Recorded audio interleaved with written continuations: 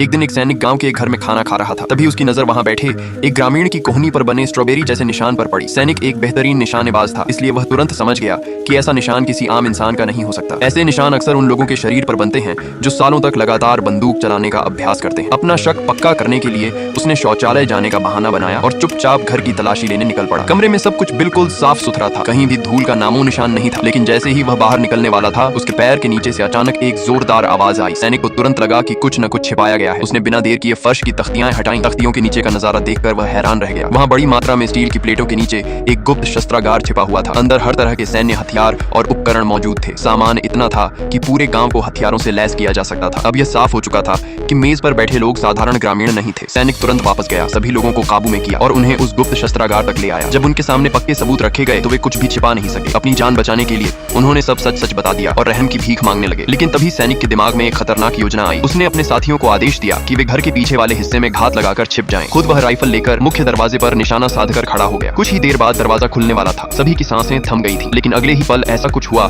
जिसने वहां मौजूद हर इंसान को हिलाकर रख